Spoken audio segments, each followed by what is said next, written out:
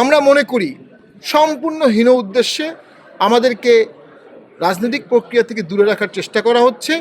এর ভিতরে দেশের ধ্বংসের, গণতন্ত্র ধ্বংসের, ঐক্যমত ধ্বংসের, সার্বভৌমত্ব ধ্বংসের বিশাল ষড়যন্ত্র অন্তর্নিহিত।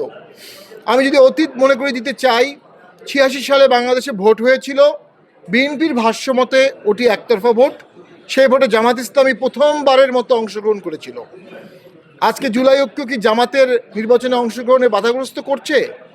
তারা তো ৮৬ সালে ভোটে অংশগ্রহণ করেছিল, বিএনপি করেনি। ৮৮ সালের ভোটে জামাত, বিএনপি, আওয়ামী লীগ কেউ অংশগ্রহণ করেনি, আসম রব অংশগ্রহণ করেছিলেন ৮৮ সালের ভোটে।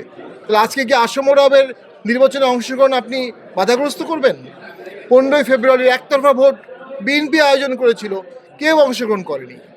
২০০৬ সালেও দেশে একতরফা ভোটের চেষ্টা করা হয়েছিল, কিন্তু সেটা ভরসত করে 111 চলে আসে।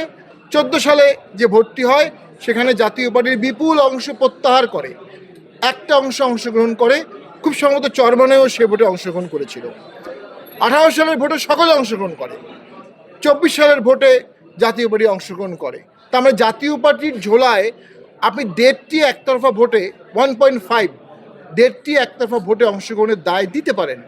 কোন দল একতরফা ভোট আয়োজন করা অথবা অংশগ্রহণের দায় এড়াতে পারছে?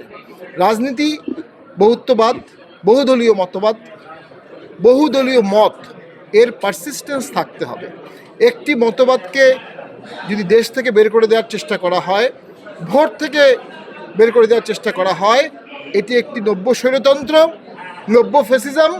আমার ইয়াং ফ্রেন্ডসরা আস্তে আস্তে কথায় বার্তায় কাজে করবে ফ্যাসিজমের দিকে ধাবিত হচ্ছে, এবং সে ফ্যাসিজম আগের থেকেও ভয়ঙ্কর হতে পারে।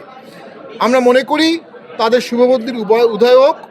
তাদের প্রত্যেককে বুঝতে হবে এদেশের সকলের নাগরিক, সকলের ভোট করার অধিকার আছে, ভোট দেওয়ার অধিকার আছে, রাজনীতি করার অধিকার আছে।